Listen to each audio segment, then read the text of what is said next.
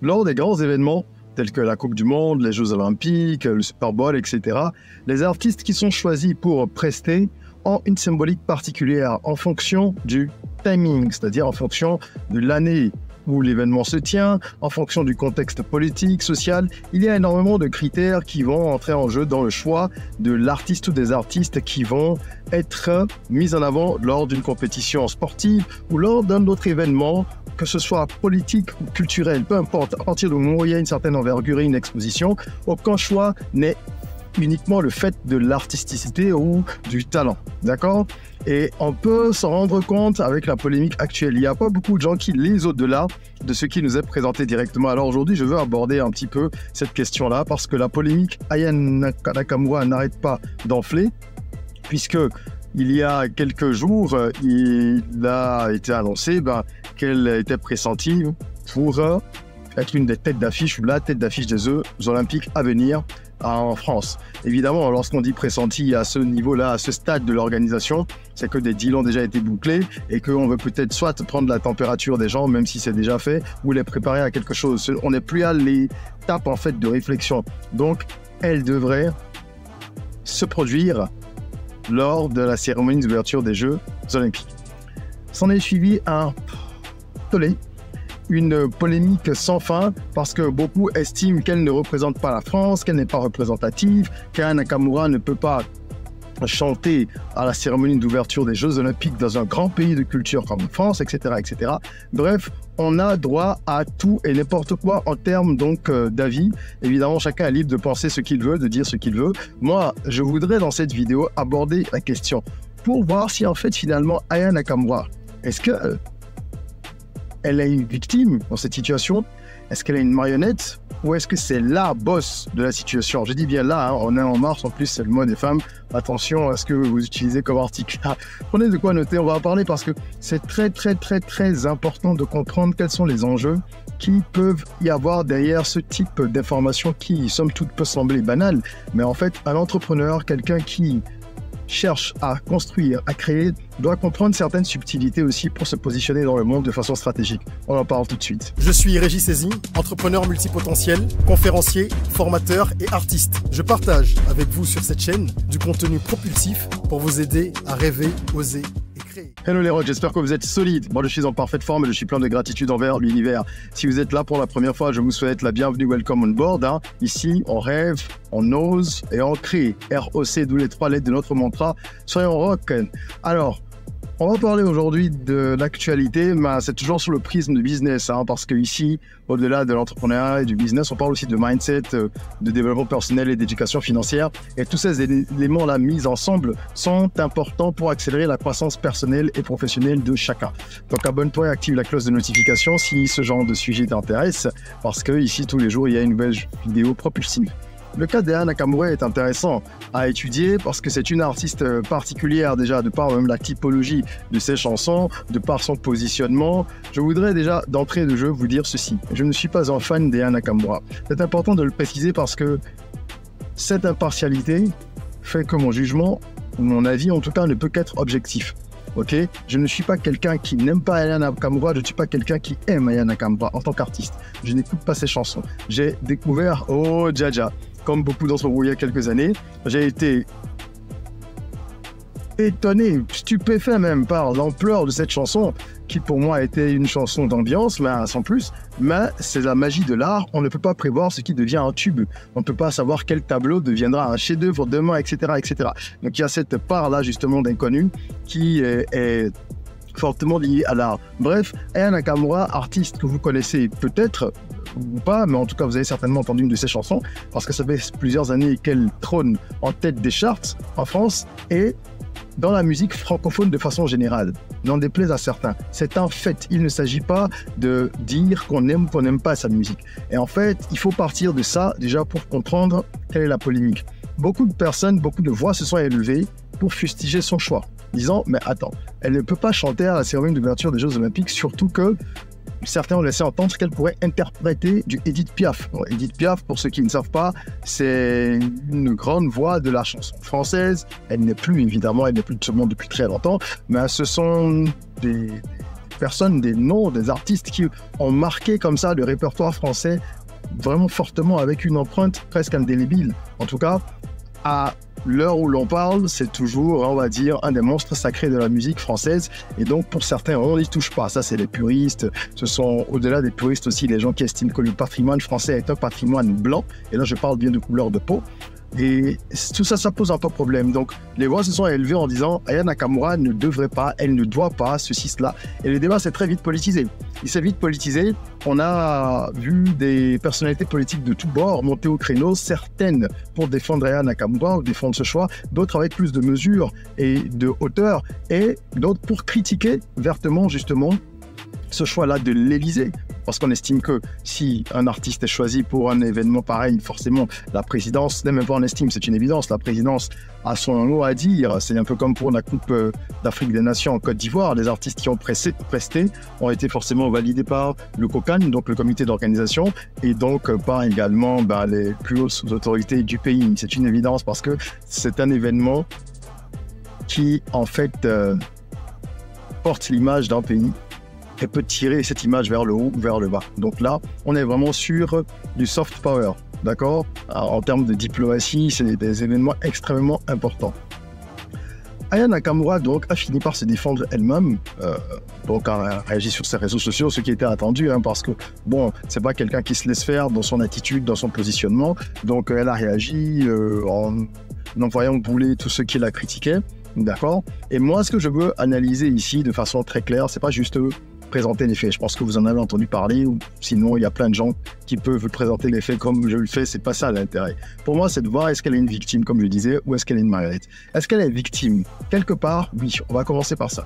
Elle est victime, en fait, de la méchanceté d'une partie de la population française. Elle est victime du racisme parce qu'on ne peut pas occulter le fait qu'il y ait dans ses propos anti-Aya Nakamura du racisme. Beaucoup de gens parlent de sa musique en prétextant qu'elle n'est pas talentueuse et que c'est pour ça qu'ils sont contre. Alors qu'en réalité, ça n'a rien à voir, et quand on creuse un peu, on se rend compte qu'il y a bien plus que ça, que c'est la couleur de peau qui dérange certainement. Pourquoi? Vous savez, lorsqu'on veut choisir un artiste pour un événement de ce genre, je disais, il y a plusieurs critères. Mais parmi les critères que l'on considère, il y a la notoriété. Et aujourd'hui, personne, nul ne peut remettre en question la célébrité d'Aya Nakamura. Personne. Je le répète, vous pouvez ne pas aimer sa musique, sa notoriété, elle est incontestable. Quelques chiffres. Elle a une dizaine de singles de diamants. Je ne sais pas si vous voyez ce que ça veut dire. C'est énorme. Elle a plus de 20 millions d'abonnés sur les réseaux sociaux, tous réseaux sociaux confondus. Ok? C'est l'artiste féminine française la plus écoutée au monde. Et comme disent certains, l'artiste francophone la plus écoutée au monde. C'est juste dingue. Elle a plus de 20 millions d'auditeurs mensuels sur Spotify. On parle de 20 millions d'auditeurs mensuels. Elle a plus de 2 milliards de vues sur YouTube, et je pourrais continuer comme ça avec les récompenses, avec les records battus. Voilà. En quelques années, en moins de 10 ans, cette jeune femme s'est imposée dans l'univers musical francophone et pas que français.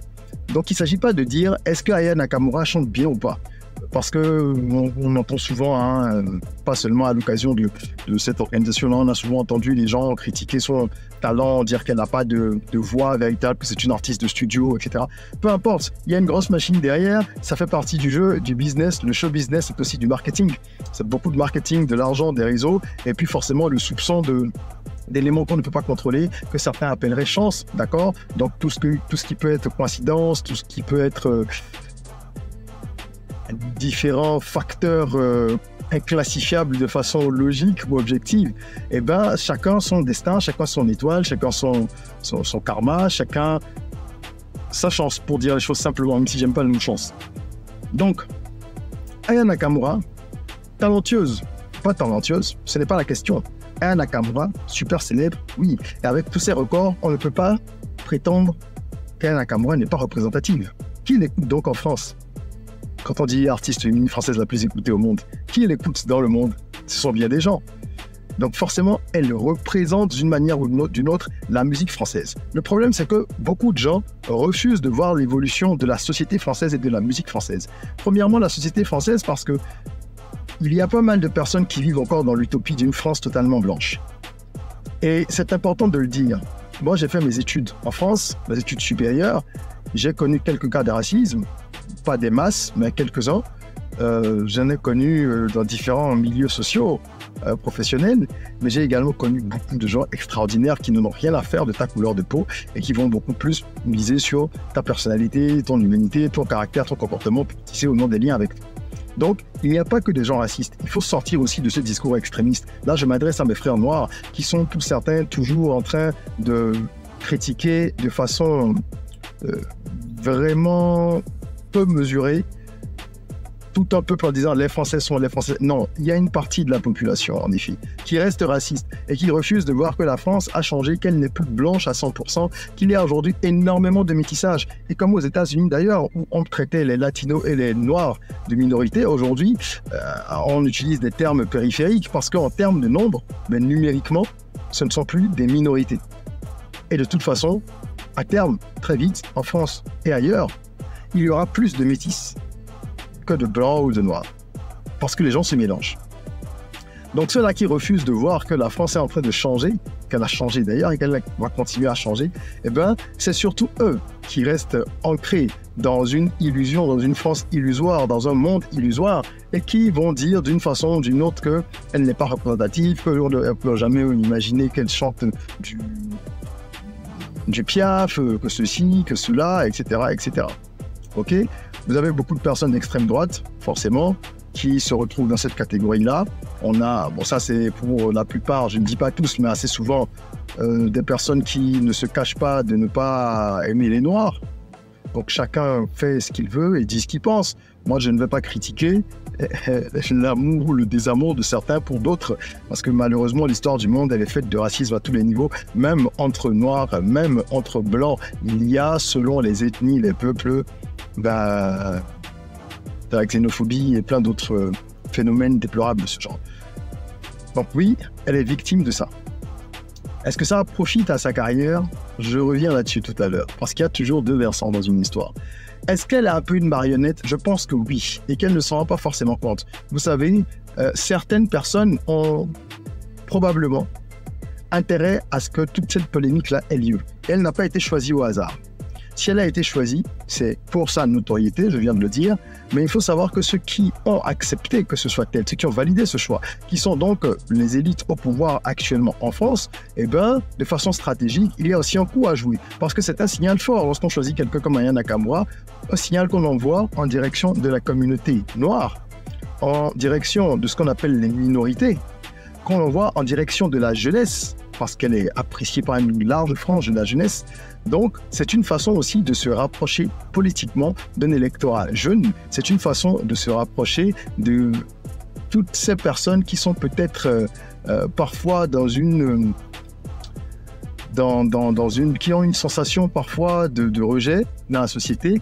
D'accord? Parce que voilà, c'est une artiste d'origine malienne. Quelqu'un disait d'ailleurs dans un commentaire sur les réseaux sociaux qu'elle n'a été naturalisée qu'en 2021 et qu'elle ne représente donc pas la France. Ça, c'est une connerie, entre parenthèses. Simplement parce que, à partir du moment où elle participe aux victoires de la musique, à de nombreuses récompenses, etc., qui sont des récompenses attribuées à des artistes, à des acteurs de la musique française, et bien donc, elle est en mesure d'être sélectionnée pour des événements où des artistes français seraient sélectionnés. Maître Gims non plus n'a pas la nationalité française. Pourtant, il est en tête des charts depuis très longtemps. Il a battu plein de records en France. Et voilà, qu'on le veut ou non, que ça plaise aux gens ou non, il fait partie de ce paysage-là. Donc, il faut essayer de comprendre quelles sont derrière, stratégiquement, les raisons qui poussent aussi au choix de ces artistes au-delà de leur notoriété et ou talent. Qu'on ne discute pas. Là, on est en train de parler surtout de la notoriété. Mais là, je vous parle de l'impact sociopolitique que ça peut avoir pour ceux qui sont au pouvoir et qui valident un tel choix. Je fais une parenthèse là, je marque une petite pause pour vous inviter à vous abonner encore une fois à la chaîne et à activer la cloche de notification, mais surtout à cliquer sur le lien qui vous permet de participer au Business Rocket Camp si vous êtes dans les affaires, si vous êtes entrepreneur ou si vous ambitionnez de le devenir. Parce que nous lançons un programme qui s'appelle le Business Rocket Camp. C'est un programme d'accompagnement intensif pour les entrepreneurs afin de les aider à faire décoller leur business en Afrique. C'est un programme qui se déroule sur 4 semaines en ligne avec un mélange de webinaires, de coaching personnalisé, plusieurs séances de coaching pour chacun, et puis également de masterclass où il y a différents experts qui interviennent sur des thématiques aussi diverses que variées, telles que la productivité, le développement personnel, le marketing, le management, la finance, la fiscalité. Donc plusieurs notions sont étudiées et il y a des outils qui sont mis à disposition également des participants afin de les aider à appliquer tout ce qui va être enseigné dans leur business directement. Donc les places sont limitées. Je vous invite donc à vous rendre sur cette page très vite en cliquant sur le lien pour sécuriser votre place. C'est le programme qui va faire décoller ton business en Afrique, il n'y a rien à faire. Tu pourras voir au niveau de toutes les informations relatives au programme que c'est du lourd qu'on a concocté. C'est un programme de qualité et en haute folie. Je referme cette parenthèse et pourquoi je l'ai évoqué? Parce qu'on est en train de parler de stratégie et qu'un entrepreneur doit s'intéresser à la stratégie, à la politique, etc. C'est important, hein? Ça permet de prendre de bonnes décisions dans son environnement personnel aussi. Donc oui, quelque part, moi je pense que Aya Nakamura est également une marionnette. Sans s'en rendre compte, elle est utilisée actuellement par différents camps politiques. Et les gens d'extrême droite, par exemple, vont brandir ce qu'ils ont commencé à faire. Hein. On a vu des choses très désagréables, presque plus que dégueulasses même, hein, des manifestants de certains partis qui ont brandi des banderoles un peu partout en France pour dire ici, je sais pas, le marché de Bamako, etc. Donc des commentaires très racistes pour dire que voilà, c'est pas la peine qu'elle espère quoi que ce soit, qu'elle chantera jamais d'une vie de Piaf, qu'elle n'est pas française, que ceci, que cela, mais avec des termes très blessants comme vous pouvez imaginer. Et on a entendu des gens dire également dans la sphère politique, au-delà des manifestants, donc des personnalités politiques. Je me sens de guillemets parce que moi, une personnalité, à partir du moment où elle ne respecte pas les autres de sa façon de parler, elle n'est pas vraiment une personnalité pour moi. Bref, on a entendu certaines d'entre elles dire qu'elles ne chantent pas en français, qu'elles racontent n'importe quoi. Oui, d'accord, je vous ai dit, je ne suis pas fan de la musique d'Aya Nakamura. Ça ne me parle pas, mais ça parle à toute une génération.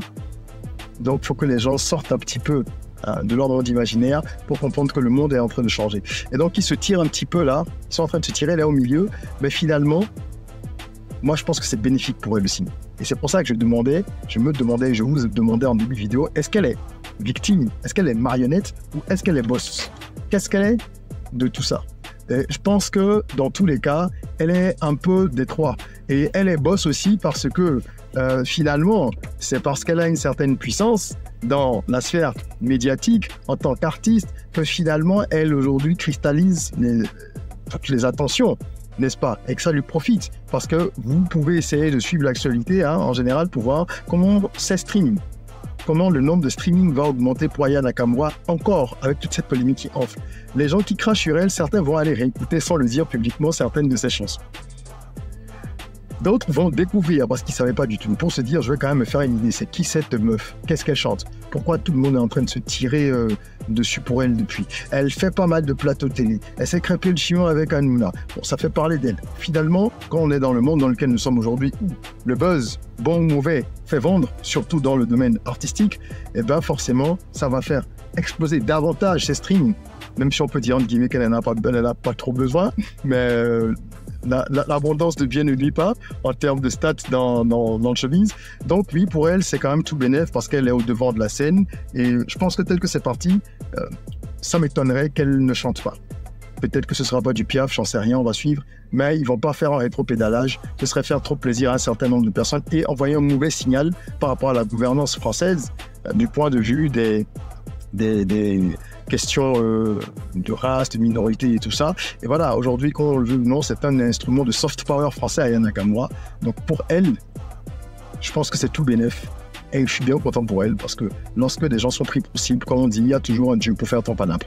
Voilà, c'est ce que je voulais partager avec vous. J'espère que cette vidéo vous aura apporté un éclairage différent, un point de vue nouveau par rapport à tout ce qu'on entend depuis, parce qu'il faut toujours chercher à creuser au-delà de ce qu'on vous montre en surface pour vous demander est-ce qu'il y a de la stratégie, est-ce que derrière il n'y a pas d'autres enjeux. C'est comme ça qu'un entrepreneur fait, c'est comme ça qu'il fonctionne et c'est comme ça qu'il peut également appliquer dans la vie de tous les jours et dans ses business certaines astuces qu'il voit mettre en œuvre par d'autres personnes, qu'elles soient politiciens ou que ce soit des personnes, je veux dire des personnalités publiques, qu'il s'agisse d'autres entrepreneurs, qu'il s'agisse de stratège, de spin doctor, etc. Voilà, il faut toujours analyser tout ça. Mettez un petit like si vous avez aimé la vidéo, abonnez-vous, bien sûr, pour rejoindre la communauté des gens qui rêvent, qui osent et qui créent. Et n'oubliez pas d'aller visiter la page du Business Rocket Camp pour vous enregistrer pour notre programme qui débute bientôt. En attendant qu'on se retrouve pour une nouvelle vidéo, prenez soin de vous, de votre corps, mais aussi surtout de votre mind. Rêvons, osons, créons, soyons rock.